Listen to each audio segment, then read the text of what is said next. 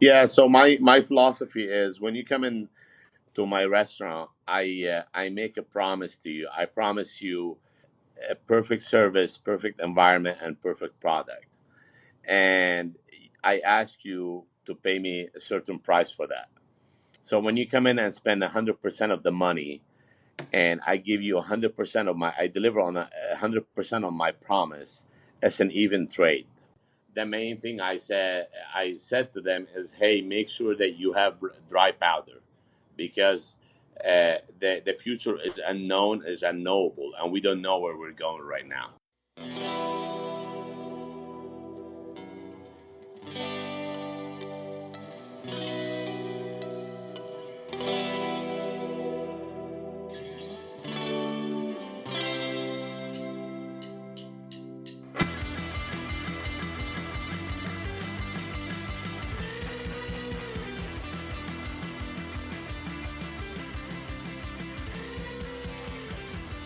Welcome to another episode of the Wichita Live Podcast. My name's Landon.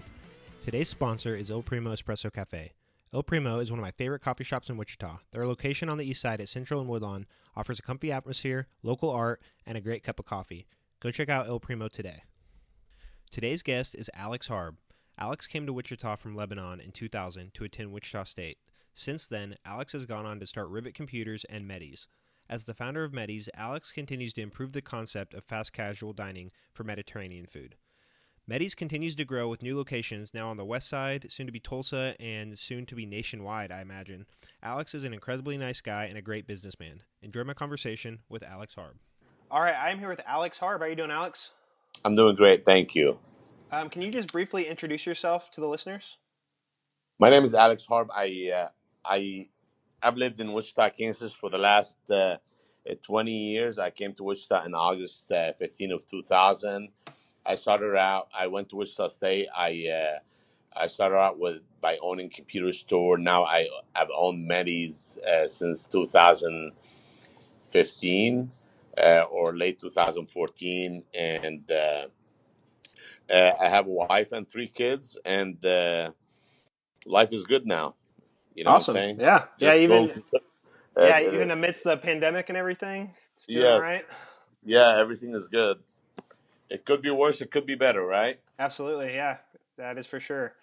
So I kind of just want to start at the beginning. So you are originally from Lebanon, is that right? Correct. So what brought you to Wichita? Why Wichita? Lebanon is a third world country, and I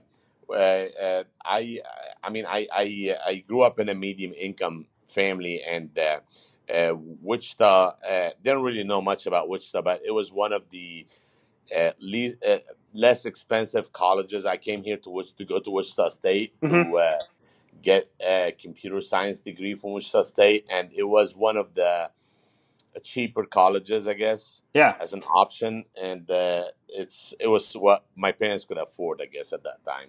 Sure. Did your family come over with you, or did you just come over just by yourself for school? No, but just by myself. Okay. Very cool. Are they still over in Lebanon, or did they ever come over to the Yeah, States? yeah, yeah. All my parents are still in Lebanon. All my family is still in Lebanon.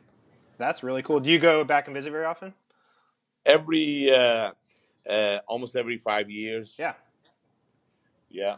So I go for a couple of weeks. I see my mom and dad, and I come back. Yeah. That's really cool.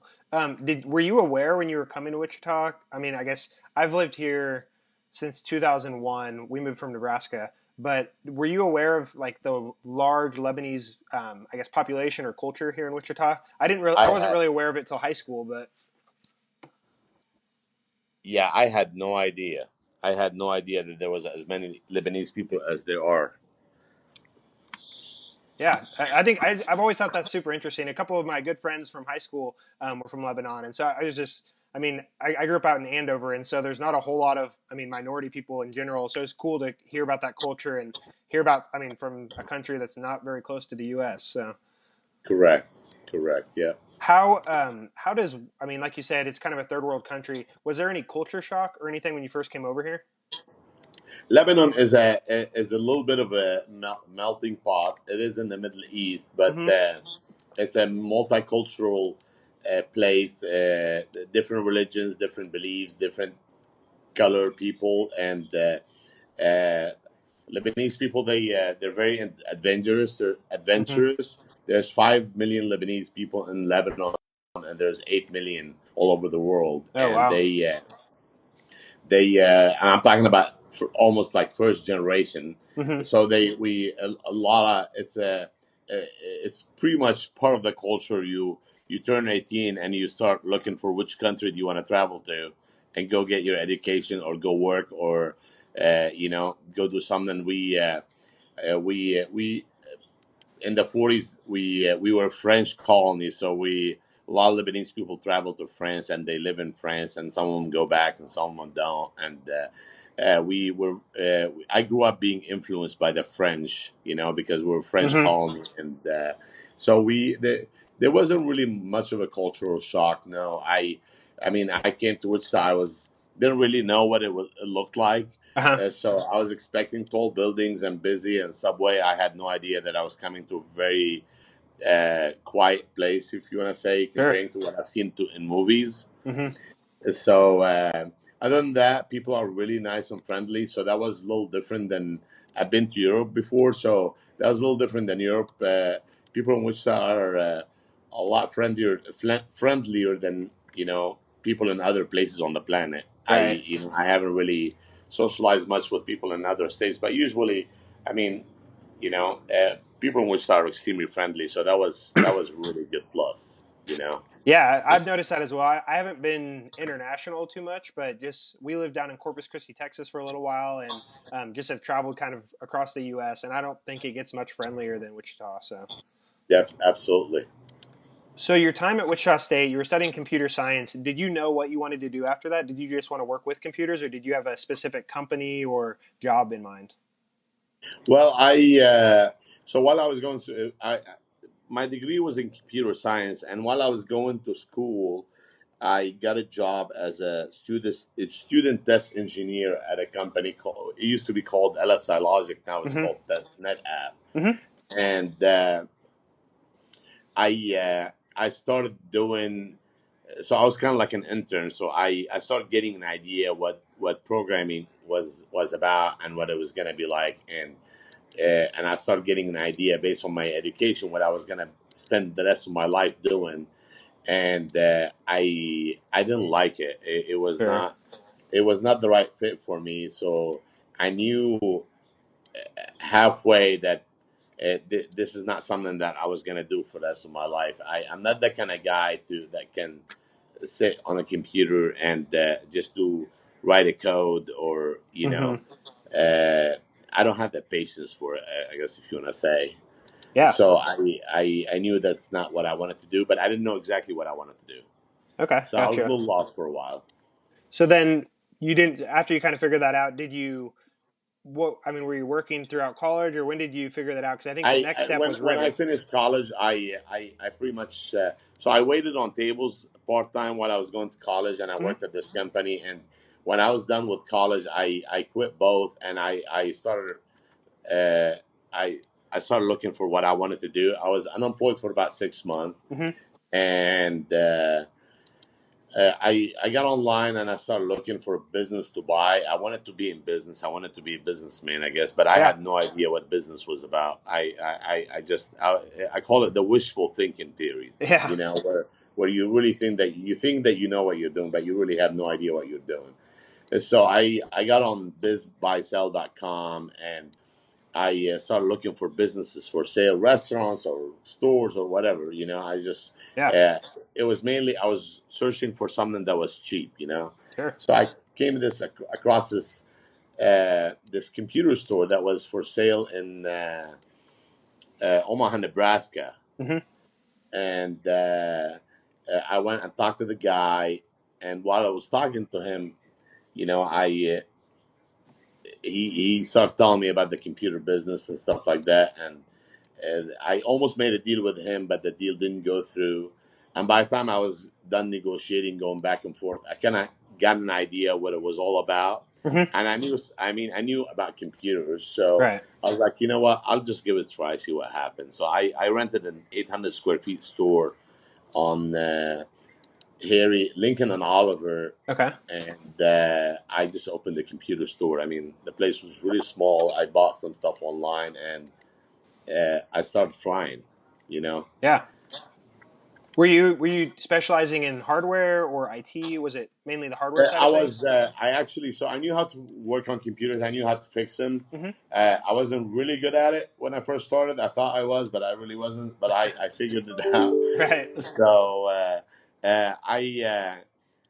I was already, well, also, like, at some point I sold some computer stuff online on eBay. So I had an idea what the parts were. I built my own computer, and I just bought a bunch of inventory. There was a Target that was going out of business. So I went and bought some shelves from them, Hmm.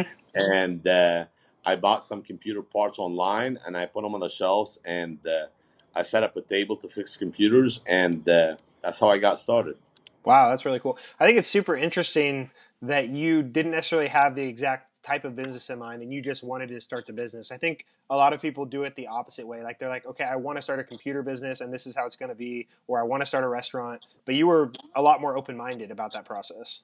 Yes, yes. That's pretty interesting. I Did mean, I knew a little bit about restaurants. I was a waiter. I was never a chef or a cook. So I thought I wanted to own a restaurant. I'm glad I didn't at that time, yeah, because it would have bankrupted me for the next 50 years, I think. yeah, Uh, but I think I got lucky that I decided to go for the computer business, and I think I got lucky at that time. You yeah. know. Did you have that entrepreneurial itch kind of growing up, or that just kind of I don't know, inspiration strike you once you were working at LSI and you realized you didn't want to do that anymore? I just I realized I didn't want to do that. I didn't really have big plans. I didn't have a business plan. It was honestly just a decision I made based on the lack of options. I guess, if you want to say, Yeah, it was the best option for me, and I figured I'll try it and see what happened. sure. You know. Yeah. So just looking forward a little bit. See, that was 2004 ish or so when you started Ribbit. Is that right? Yes, 2004, correct. 2004. Shoot, my first day was like December 21st, 2004. Okay. So then it was about 10 years until you started Meddys. Were you just doing Ribbit full time then? Yeah, I did Ribbit for 10 years, and when I first started Ribbit, like I said, I got lucky. I didn't really know any business skills and tools. I knew the trade. I knew how to work on computers. I knew how to buy and sell stuff, but I really did not. I didn't really master uh, business tools and skills, if you want to say. Yeah. They say, I think Warren Buffett, so I read it somewhere. It says success sometimes is the enemy of future success, Yeah. right? Absolutely. So when I saw Ribbit, I got lucky. Now I was a hard worker. It's not like I didn't really work hard. I've always worked 80 hours a week. I put in a lot of hours, but it was a hand cranking machine, if you want to say. I made good money, but I thought that I was really really good at business. You know what I'm saying? Yeah. Because I got lucky and I made money and I was successful, but the reality is I had a product and I got lucky that somebody wanted that product. You know what I'm saying? Mm-hmm. So when I opened the restaurant because I had that uh, uh, thought that if I could figure out the computer business, I'll figure out the restaurant business, which didn't really turn out to be the truth. It didn't turn out to be the case, you know. Mm-hmm. It was struggle at the beginning. I mean, it wasn't easy, and I still had Ribbit computers to manage. So, and it was a tough.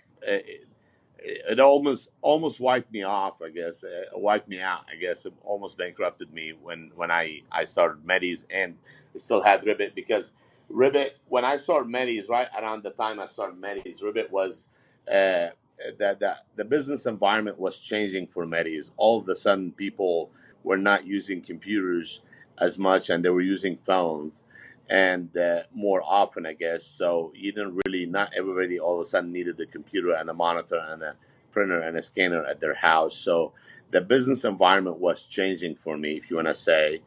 and I was getting into a new business, so it was a little challenging, if you want to say. Yeah, do you think that was a link between those, that the landscape was changing as far as computers and phones and everything? Did you feel the need to kind of diversify and start a new business, or did you just Yes, yeah. yes, I did, and I thought it was the answer, but actually, what should have been the answer at that time was is I needed to evolve my business to make it work with the new environment. I needed to figure out a way to navigate and not just give up on it, because there's always a solution for these challenges. No, the only constant, Albert Einstein, he said once, the only constant about business is change, Mm-hmm. and business changes all the time. And if you can't navigate and if you can't change with it, eventually you're going to fail. And that happens a lot with small businesses. Is a lot of people, they think they're entrepreneurs and they start a product, and sometimes they get lucky and sometimes they don't. But when they do get lucky, they think all of a sudden that they know what they're doing and they know business skills and tools, and they think they can run any business. Mm-hmm. And when the environment changes, when they go out of business, you Right, know. which I think now, right now, we're in May of 2020. I think now's a prime example of that, with the small businesses being forced to shut down for at least some period of time, and a lot of them are still shut down. Absolutely, absolutely, and I feel a lot more confident now than, because I think I've been through a challenging time before. So now that I know exactly what's going to happen, I have no idea. Warren Buffett had a conference call with his shareholders on Saturday morning, and a smart guy like Warren Buffett said that he had no idea what was going to happen. So I would never think that I have any idea what's going to happen, but.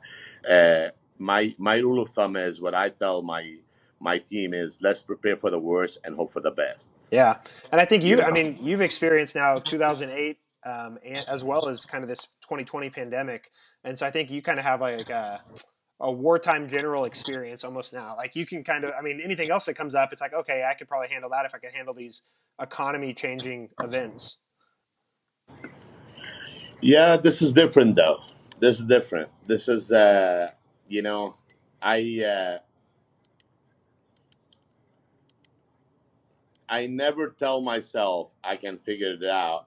What I always ask myself, what don't I see? What Yeah, don't I know? You know what I'm saying?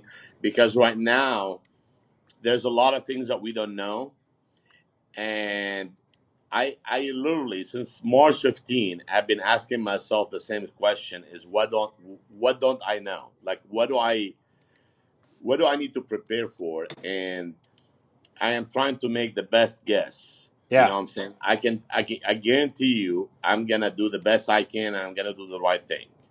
You know what I'm saying? mm-hmm. So I had that in mind. Is, hey, we're gonna do the right thing and we're gonna do the best we can, and we're gonna change, and we're gonna always be forward thinkers, and we're not gonna give up. We are in the best country in the world, we are in the best community in the world, and we're just gonna come out of this smelling like flowers, regardless of what we go through right now. Mm-hmm. Is there anything you could have told yourself, either when you first started Ribbit, first started Meddys, or even kind of just before everything that's going on right now started? Is there anything you could have told yourself that would help, kind of help weather the storm? Honestly, in a situation like this, business and money going hand in hand. You know what I'm saying? Mm-hmm. So when this whole thing started happening, I had a lot of conversation with other business owners, and I asked him for advice, and I gave him advice. And the main thing I said to them is, hey, make sure that you have dry powder, because the future is unknown, is unknowable, and we don't know where we're going right now. And it's not because I was scared of the virus. Now that we've been getting mixed messages about the virus, Mm-hmm. is because we don't know what people's perception of this environment is going to be. Right. You know, because regardless of what the business we're in the people business, Mm-hmm. and we're dealing with two types of people. We're dealing with the when we're business owners, we're dealing with two types of people. We're dealing with the employees and customers. Employees do the work, and customers give us the money, and their perception of this environment is what's gonna shift our businesses. Whether we go, that's what's gonna make us go right or left. It's not what the virus is going to do, is what the people's perception is going to be. And we all don't know what the people perception is going to be today or tomorrow or next month or next year, Right. you know. Yeah. So that was the unknown to me. Is, we all, if you talk to a doctor that specializes in infectious diseases, they tell you that, hey, it's impossible to come up with a vaccine, in a time shorter than a year, Right. and this is going to infect a lot of us, 60-70% of us. And it's the same thing that I've been hearing since everybody started talking about COVID-19. So we all knew what it was, or we had an idea of what it was, but we didn't know what kind of effect it was going to have on the environment. Yeah. Yeah. It's been pretty extreme. I don't think anybody had any idea that it would get to this point where they're shutting down. I mean, basically everything. It's been pretty crazy. But how have you pivoted, specifically at Meddys, but I guess at Ribbit too? How have you pivoted to be able to serve the customers in a kind of a safe way, but make them feel comfortable with still dining at your, or not dining at, but giving you their business, basically? Uh, at Ribbit, Ribbit Computers is not like it's more the operation that we have. So we have two separate operations. We have Mm-hmm. the IT department, which is RBS IT, where we provide outsource IT for small and medium businesses, Uh-huh. and we have the retail operation where we fix computers, we sell laptops, and it's a little different. The environment at both is a little different than the restaurant industry. The restaurant industry, you're packed, you're depending on volume, and uh, so go back to at RBS IT. We first reached out to all of our customers and we told them, hey, we're here for you. Don't worry, we're gonna support you with whatever you need. If you need to work from home, you need to send your employees home, just let us know. We're gonna support you. I had a meeting with our staff, and I told them that, hey, we're all in this together. I specifically told them we're gonna eat the last can of tuna together. Yeah. So we're all in this. We're gonna do our best, and we're gonna do the right thing. And I explained to them. I said, this is a time you either make friends forever or you don't. You know. So we're gonna do the best we can with everybody. So even if our customers can't pay us, we're gonna help them out as much as we can until we can't do it. Yeah. you know Now the retail operation, I was a little concerned with customers coming in, so immediately we got hand sanitizers, we got face masks, and I said, hey, I was very clear with the team, and I said, this is safety is number one. You guys are all smart, figure out the best way where you guys can be safe doing this. And they actually have done a good job. We don't Yeah. get 20, 30 people in the store at the same time, so we're fine there. And I think they're running a pretty safe operation. We had a really high demand for webcams all of a sudden. Yeah. We Definitely. haven't sold a webcam for a long time, and all of a sudden everybody's calling us for webcams. So we bought some webcams and we sold them, and now we're trying to find more webcams. Right. But they're so expensive now that it's almost cheaper to buy a laptop. But we, like I said, we're trying to do the best we can with everything we're doing. Mm-hmm. Now at Meddys, it was a different story. It was it was it was very different. So Right. So I guess kind of pivot away from talking about the pandemic and just kind of talk about the experience of Meddys in general. Um, did you come up with the name? Did somebody help you come up with the name? And where did you first start Meddys?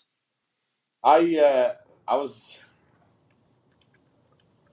when I started Meddys, I wanted to start a fast casual Mediterranean restaurant. I had something in mind, like something similar to Chipotle, Uh huh. you know, and I kept bouncing ideas, with a couple of friends about, Mediterranean restaurant, and finally somebody said something Meddy Grill, and I'm like, okay, let's just call it Meddys.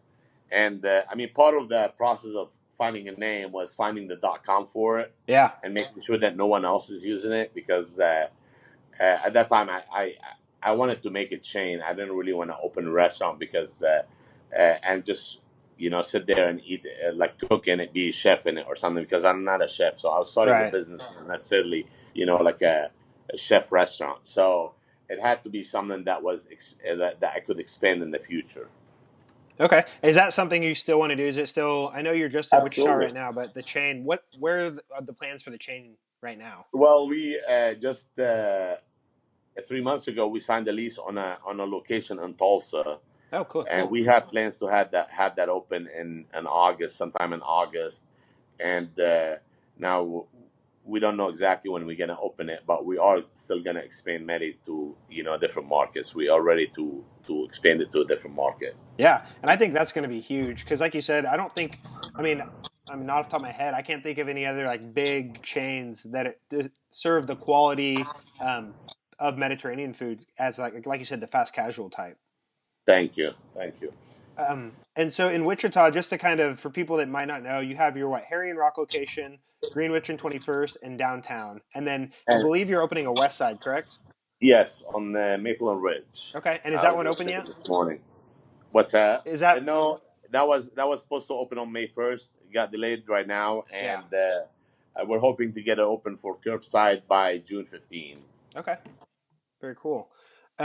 What do you think makes Meddys stand out? Like, I mean, there's not a lot of fast casual Mediterranean spots, but what makes it stand out above like other fast food restaurants or just other Mediterranean restaurants?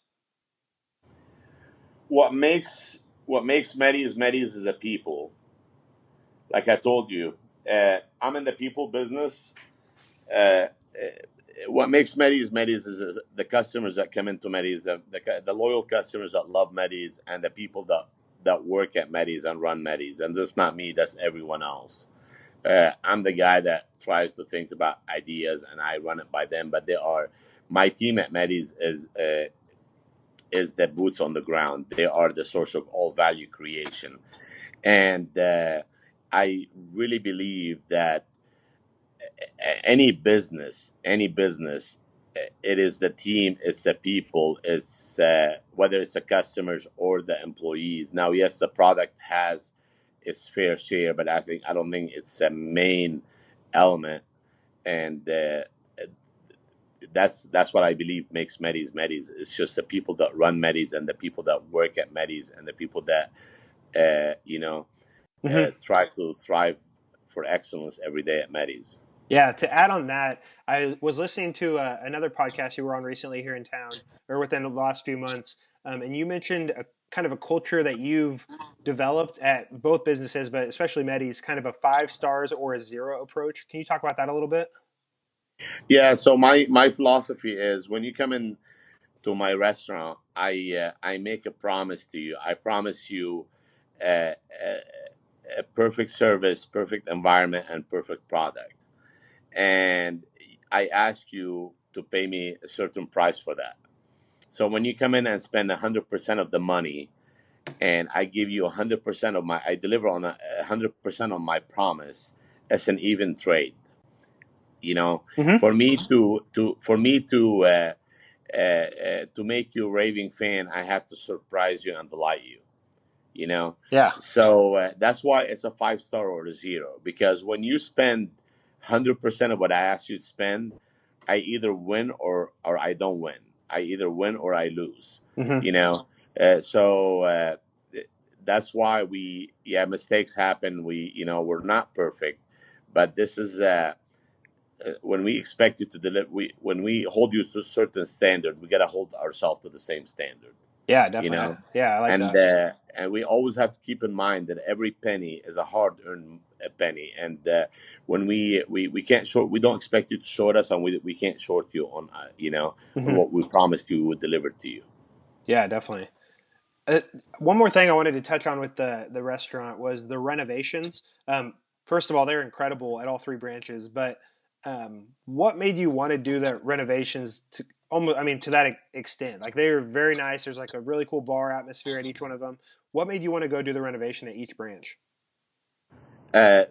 Like from pretty much they're right now we're renovating again, just let you know. Oh, really? Okay. All right. Yeah.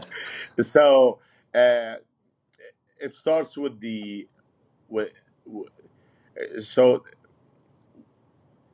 it has something to do with the whole fast casual concept. Mm-hmm. It has to do with the and that's just my personal belief. If you read online about the QSR, quick service restaurants, they always try to all the experts they kind of categorize it in a certain way. Fast quality food, uncomfortable seats. You want to turn seats, blah blah blah, Mm-hmm. and I really believe that. So before fast casual, before Chipotle, before the fast casual industry, there was casual dining and there was fast food, and those two concepts made money. The casual dining did good lunch, really good dinner, and made good money. The price point was double or triple the fast food, right? But Mm-hmm. the fast food really made the money based on volume, and Right. what allowed them to do that volume was a drive-through. you Yeah. know Now, Chipotle came up with the fast casual concept. I mean, or I at least I heard about the fast casual concept after I heard about Chipotle. So Right. before that, I never noticed anybody else, even if they were doing it. Maybe there's somebody it already exists. Maybe it's been around for the last 100 years, but I never heard about it until I heard about Chipotle. Right. So they are obviously the ones that mastered that game. And so far, I have yet to see a fast casual restaurant that actually makes profit, believe it or not, or profit enough to sustain a successful business other than Chipotle. Yeah. And if you wanna, if when I read the public reports, financial reports, quarterly reports for the ones that are public, you they list out they put out their average sales because they're a publicly traded company. They have to put out their financials. Uh huh. When I read their financials, they put their guest count, they put their average spending, how many guests come into their stores. So Chipotle has over 700 to 800 people go to their stores, versus the rest of those restaurants. They do between 3 to 400 people a day, Wow. and at that price point, to only do 3 to 400 people, you really cannot uh, run a profitable operation that you can expand with. Now you can ask me, well, there's other fast casual that are very successful, and my answer to that is there was uh, a smart guy in one room with a bunch of people with a lot of money, and they're called private equity firms, and they put Right. up a lot of money, and he promised them that that concept was going to become the next Chipotle, and that's why they're throwing millions at it. But all the public records for all the public fast casual restaurants, none of them actually are very profitable or profitable enough to sustain a financially successful operation. So I had to make a decision with Meddys. I have to elevate the atmosphere to gain that dinner business. Because if you go to any fast casual restaurant, except for Chipotle, they mainly do lunch business, and there's nobody in the restaurant at dinner time, and you cannot sustain a restaurant with only one meal a day. Right. You know what I'm saying? Yeah. Yeah. So I when I had only the lunch business and we had no dinner business, uh, we were profitable, but it wasn't enough profit to expand it or to have people grin with your have your team grow with your concept, and uh, you know make more money, and be more successful. So I had to figure out a way to bring people to Meddys at dinner time and provide them with a quality meal in a really nice atmosphere at a good value. Mm-hmm. And whether you want to call it casual dining or fast casual dining or whatever you want to call it, but I, you know, the renovations that we did, they actually brought people to Meddys at dinner time. Yeah. So that's what they did. That was the desired outcome out of them, and it worked. So that's why we did it. Yeah, absolutely. And I think it's cool because like downtown, I know I mean, a lot of my friends, whether they work at Cargill, which is right there, or they're just heading downtown after work or whatever, they're like, oh, let's just go have a drink at Meddys now, and that's might not have been something that was there before, or I don't know. It's cool to see another spot that's kind of like that where you can hang out and have a drink, but you can also have a very good meal. Well, and I don't think there's something wrong with if you can have a good time and have a go to a restaurant and eat for $10 and have a couple drinks and not break the bank. I don't think there's anything wrong with that. Like so, I know that doesn't exist.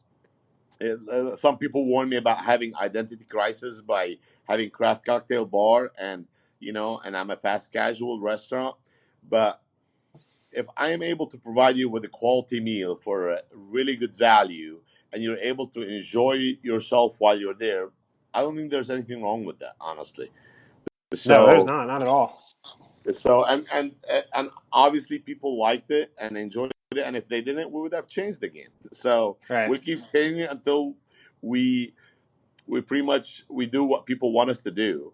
I mean, Yeah. I'm not trying to come up with something that I think is a good idea and try to shove it down people's throat. I want to do what people want me to do so I can earn their business.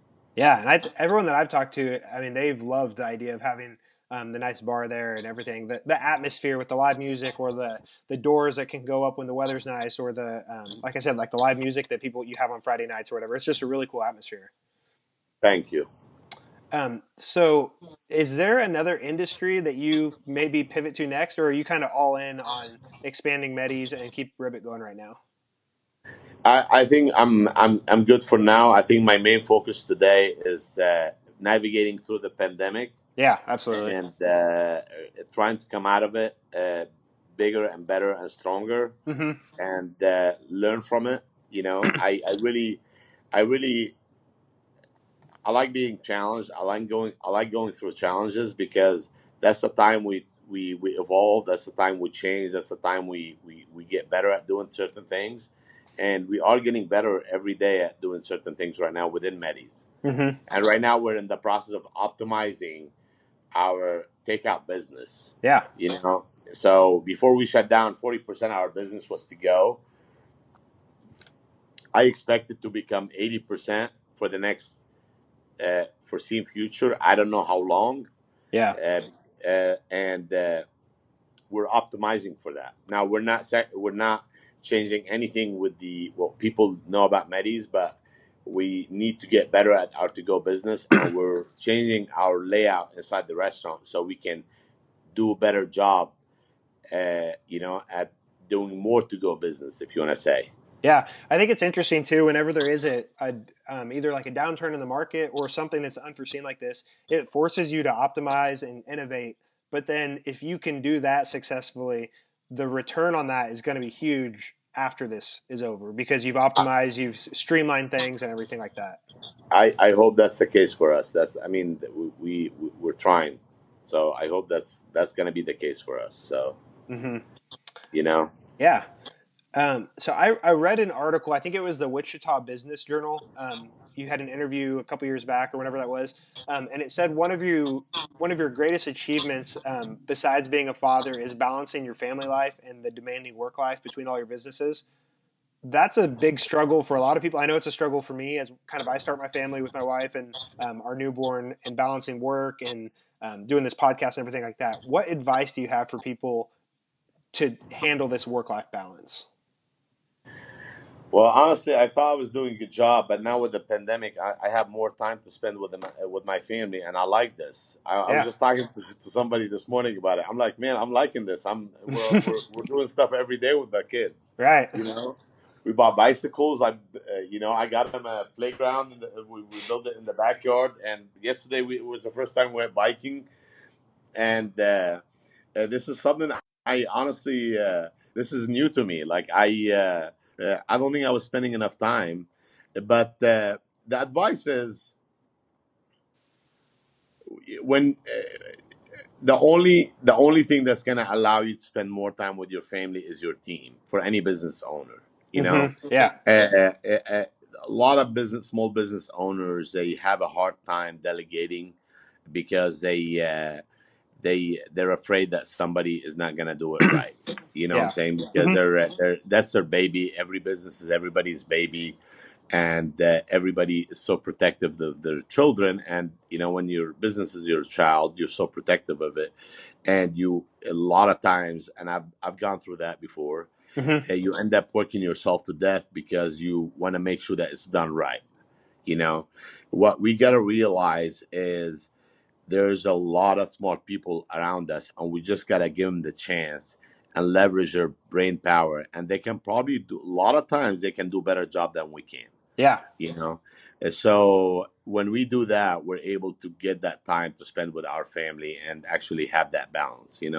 So any small business owner, I would say, if you're a coach and you're trying to win a basketball game, always go look for the 7 footer that can dunk the ball and let them dunk the ball for you. Because if you're the coach, you're probably not going to be the guy that's going to dunk the ball. So there's Sure. probably a better 7 footer that can dunk the ball. Go look for that one and go take that some time off, and they'll do a better job than you can yourself. Yeah. So I, yeah. I, I can tell you, if I work at Meddys, I wouldn't do as good of a job as my team does. I really couldn't. Right. You So know, yeah. So what I'm hearing you say is it doesn't matter what type of business you're running. If you want to have that work-life balance and not work 100 hours a week yourself and not do as good of a job, you just need to make sure you put the right pieces in place and have a good team around you. absolutely, absolutely. Always look for the 7 footer that can dunk the ball if you're trying to dunk the ball. Right. You know, Yeah. so it's not a numbers game. How many people you get? Always start with how can I get the best guy to do this job, and then we're more worry about the money later. Who's the Absolutely. best guy that will do this job? And and that's how you get the best results, not by doing it yourself, because you think you're doing the best job, but you really aren't when you look at it. Right. Probably when somebody else is looking at you. Yeah, that makes sense. So I call it me Inc. So a lot of us small business owners, we think that we are the best, right? We're Hmm. like, nobody knows what to do. We know it all. We've done it all. And I somebody told me one time, they said, if you had a board of director, and they just asked me that question. They said, if you had a board of director that followed every move you made and watched and heard every word you said and watched every click of your mouth, do you think they would give you a raise or they would fire you? Yeah, that's a great question to ask. As a if you own the business, so when you ask yourself the question and start thinking about what every activity you're doing on daily basis and whether you are the best guy to do it, that's when you are more inclined to get the right players so you can win the game. Right. Yeah, that's a really good mentality. So I have a few questions that I kind of ask every guest. So they're kind of more generic questions, but we usually get a pretty good spread of answers. So, what is something that you often recommend to people? It could be a book or a podcast. I always recommend to be aware who they take advice from, not because you have written a book or you're an author of something doesn't make you the authority for that profession. Mm-hmm. Uh, always listen to take advice from the chef that eats his own cooking, if that makes Yeah, sense. that does make sense. Yeah. You know what I'm saying? If you're trying to open a car wash business, go hang out with the most successful car wash guy and take advice from him. Right. Don't go. And I'm sorry for every business teacher at Wichita State or any university. Don't go get advice from the professor at the university, because he's never done the car wash business, because business Right. is not a bathrobe one size fits all. Yeah. So every business is different, and every business has its own environment and has its own tricks. And if you really want to master that certain business, go find the best guy that has done it before and pay him whatever it takes. Go learn from him. You know what I'm saying? Yeah. So don't read the book for somebody that there's a lot of good theory, a lot of good ideas out there, and there's a lot of good ideas that are just a theory that works in theory, but in real life they don't work. Mm-hmm. And it depends on what I'm trying to figure out. Is I try to go read the book for somebody that's what they do. That's Mm-hmm. that's their profession, not somebody that's making a living selling a book, Right. selling books. Yeah, they have to have gotten their hands dirty at some point to really Exactly. understand. Yeah, exactly. Exactly. Do you have a favorite failure in any aspect of your life or your businesses? Every failure I've been in is my favorite failure because I learned something new from it. Mm-hmm. You've heard the saying that says, "If it doesn't kill you, it'll make you stronger." Mm-hmm. Now, if I ask myself the question, how much more successful would I be if I could unwind every mistake I made and every dumb tax I paid, and probably the results would be breathtaking. Mm-hmm. But without failure, we can never improve. Without getting out of our comfort zone, we can never improve. So we this is just typical for humans. So uh, or at least the majority of us. Right. People always. When if you Google Alex Harb, Wichita, Kansas, you read these stories about the businesses. You think, oh my God, life is good. I don't actually, get a call. I don't tell anybody when I'm failing at something. I don't open my mouth to anybody because I don't want the paper to write about it. Right. So, so people always know about kind of like a Facebook profile. If Right. you Exactly. look That's at what I was somebody's thinking. Facebook profile, you're like, oh my God, this person is very very happy. But people, when they're upset, they don't snap pictures and put them on Facebook. You Right. know, so uh, the look from the outside seems glossy and fluffy, but that's not always the case. You Right.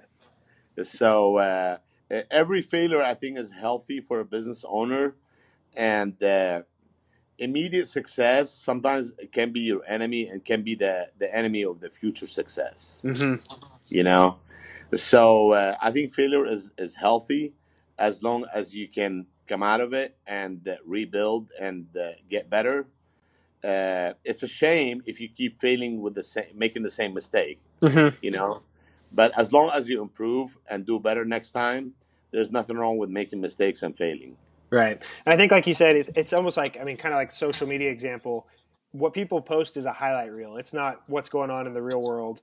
And a lot of people, like, if they saw like a new Meddys pop up, they might say, "Oh wow, look at that! Like Alex got lucky. It's an overnight success." But they don't know, like you said, the failures that you've learned from in the background. There's not articles about all this, the hard times necessarily. So. Absolutely, absolutely. And those are, that's what I mean. If you talk to any, let me give you an example. Warren Buffett Mm-hmm. traded stocks for 10 years before he made his first $1 million. Mm-hmm. Okay, I don't know of any book or of any school, or I don't know of anybody that would sign up for any course or buy any book how to make $1 million after 10 years. Right. But the reality is nothing comes easy, you Mm-hmm. know. So, but if you ask me for advice, don't ever buy the book that tells you that you can make $1 million working out of on your kitchen table 4 hours a week. That doesn't happen. That's not the person. At least before you bought that book, you were richer the price you paid for the book. Right. That's the Yeah. That's a good point. you know what I'm saying. I Yeah. guarantee you're not gonna get anything out of that book. And thanks God, I haven't read any of these books, but there are facts and there is wishful thinking, and whenever they collide, facts always win. Yep. What is your definition of success?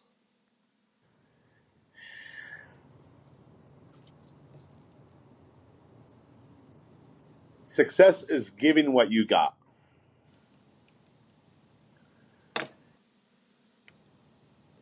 So, to give you an example, when I look at success, I Mm-hmm. look at I'm not. To me, Success is when I'm able to sit down with somebody that wants to learn something about business, and I'm able to teach them something, and I'm able to give them from my experience. That's success. Yeah. It's not all the money. Now, you can't do anything much without money. But success is when you reach a point where you can master what you do, and you're able to teach it to someone else. Okay. That's a real success. That's a true success. Yeah, I like that definition. Is there a habit that you've developed over the past few years that's most improved your life? A habit. I mean, there's in the last few years, I've been reading a lot more. I've been learning a lot more. I've been searching for information, and it's a lot easier nowadays with the internet and Mm-hmm. search engines and the speed of the internet. And that's something I've been doing more of in the last in the last couple of years. Right. And I think that has helped me quite a bit. Yeah. So Are there any books that you could recommend for business? I know we kind of just talked about don't just listen to how to start a car wash from somebody that hasn't started a car wash, but are there any books that you recommend to business people? there's a book that was written in 1937, I believe. Let me tell you the year.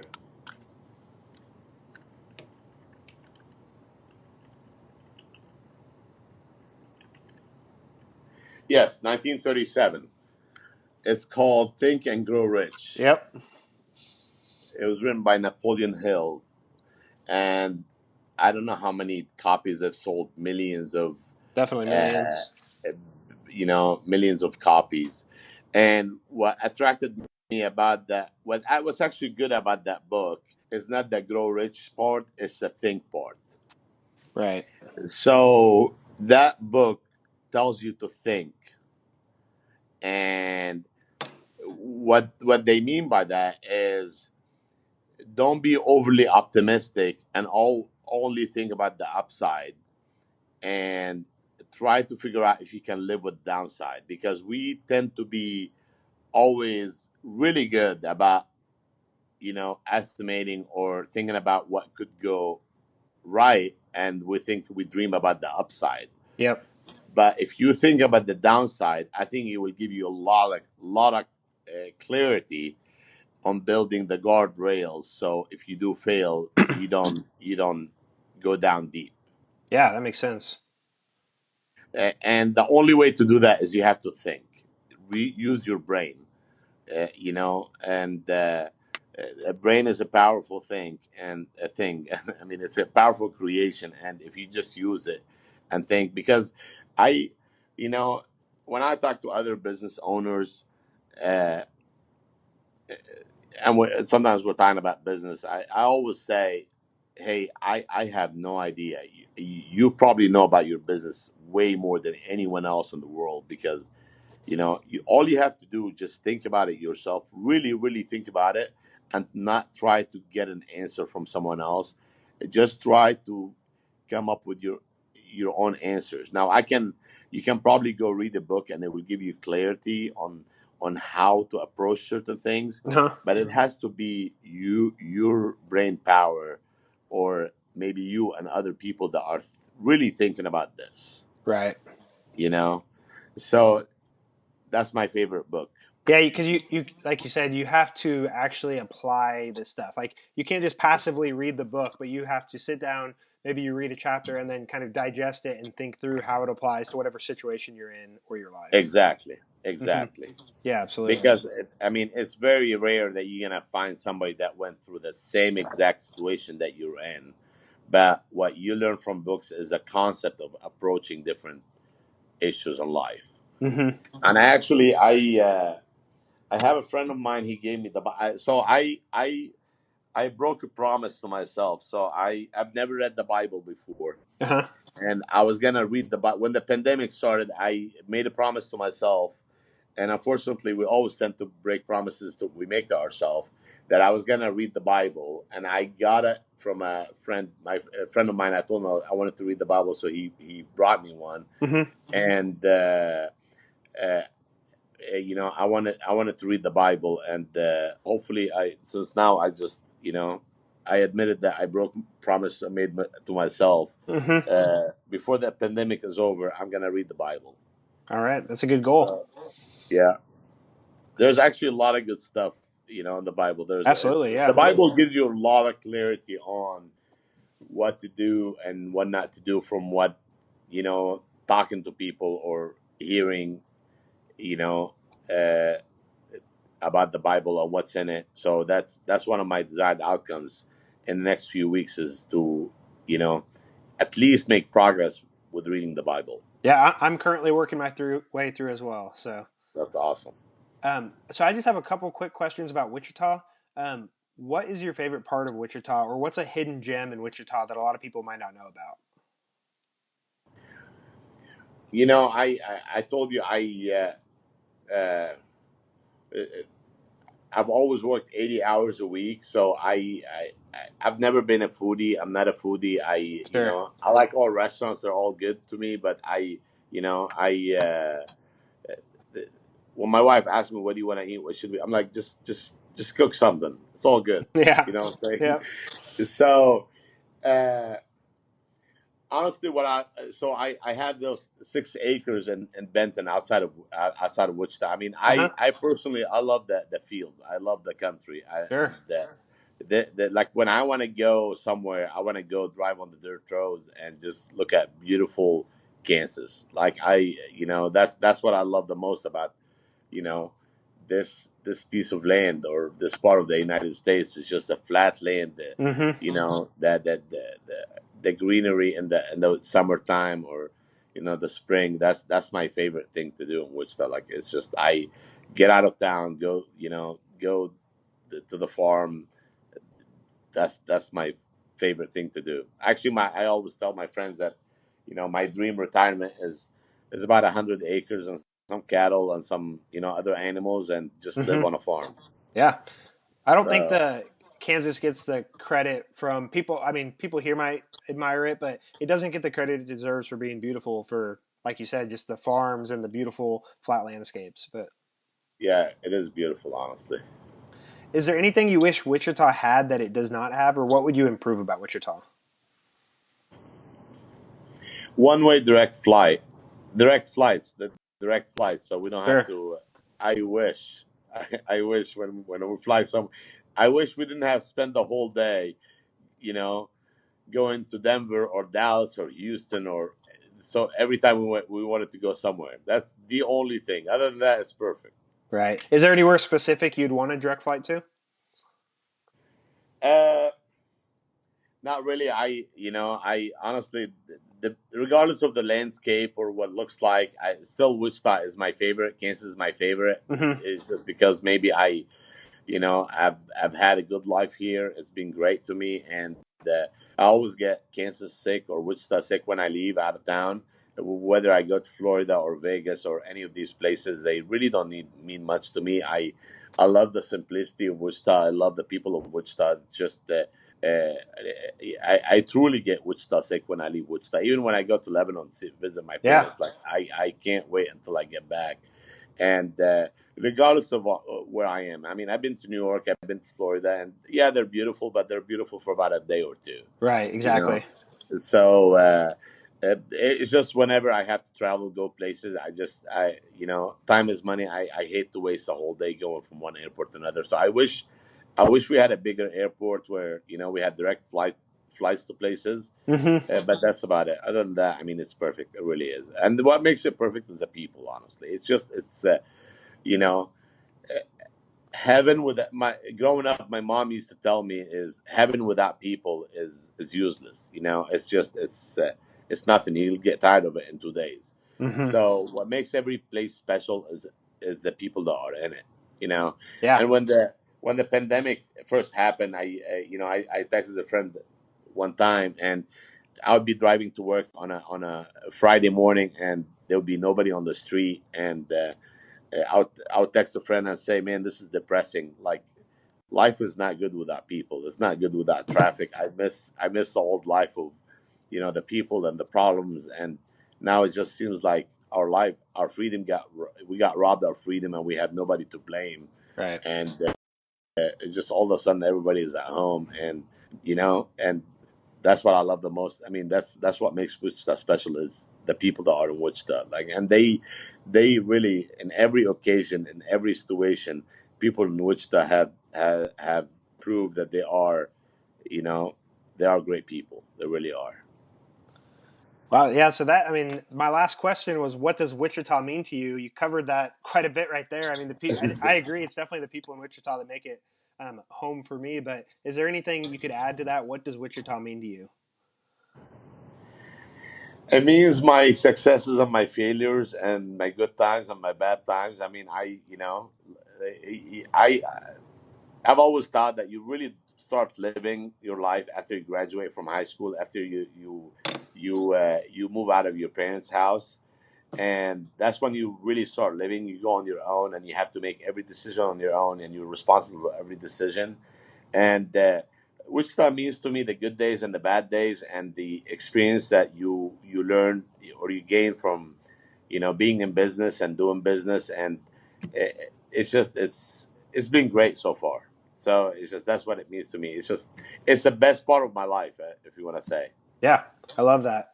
Alex, awesome. I really appreciate you coming on the podcast. This was a lot of fun. We'll have to do it again sometime and meet up in person sometime. Um, Hopefully, after COVID-19, we yeah, can talk about the changes, right? yeah, absolutely. Yes, we can definitely do that. Get you back on to talk about all that kind of stuff. I will link up your stuff. I think the social media is Eat Meddys on most of the accounts.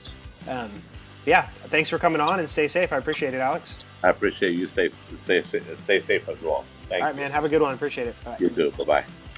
Thank you again to everyone that listened to this episode of the Wichita Life Podcast. If you enjoyed, please rate and review our podcast on whatever app you use. If you have any recommendations, please reach out at wichitalifeict@gmail.com. Thanks again.